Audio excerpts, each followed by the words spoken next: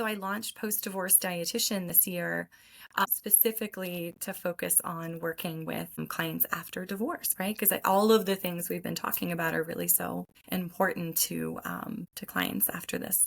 What is it?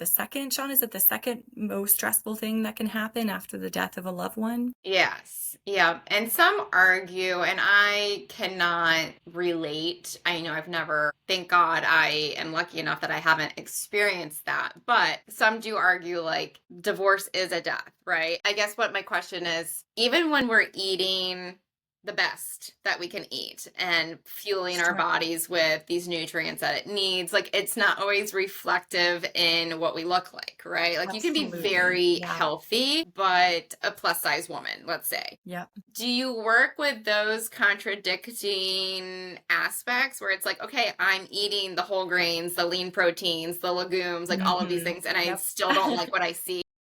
Absolutely. And that is one of the biggest conversations we have, right? We should never feel shame around an eating pattern. I think it's when emotional eating is the only thing on the coping menu, so to speak, that it's sort of like a little bit maladaptive, right? Maybe we're leaning into it. And so that can turn into binge eating where we're feeling a sense of loss of control or shame around it. So binge eating is usually accompanied by a feeling of a loss of control. So you can be upset and decide you want ice cream and feel totally in control, and you're eating when you're sad, or you can be bored at night and you're eating. And this is considered emotional eating, and you should have permission for that. We should never feel shame around an eating pattern. So again, it usually comes back to like limited beliefs, and we can do embodiment work around that too. Like where I'm not the expert, they're the expert, and how do I help guide them into their body more to help determine the answer, so to speak, right? So I do a lot of work around helping people become more positively embodied,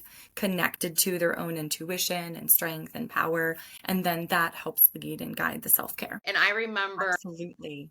Yeah. before I had the knowledge that I have now, I just felt like, the first year post divorce, I felt crazy explaining to people, like, I do feel like my spouse died, but they're still alive, right? I could Yeah. run into them at the grocery store. And that's not something that somebody who loses a partner, a parent, a sibling experiences. But now I have the knowledge and the words to understand that it is a form of death. It's just different, right? It's a different grieving process. So if there is binge eating, for example, that does take a little bit more time to pull apart and uncouple because of that, right? In the childhood, a lot of times, as we talked about, that motivation and reward and the wires that we got that we didn't get from parental care, we got from food. So that binge eating is a little bit different than like if it's just emotional eating. Yeah. Or if it's like a restrictive eating disorder, that takes longer as well, right? So as long as we're always putting meaning on, and our culture does this, oh, they lost weight, they must be doing really well in life. It's a And that's sign of actually success. not true. And that's not what I've seen. I've seen a lot of clients who remember when they were at their thinnest, they were their most miserable. I'm definitely anti counting anything. I feel like that's like an added mental stress we don't need, but you're totally right. That is the assumption people make when they hear that I'm a dietitian or nutritionist, is that I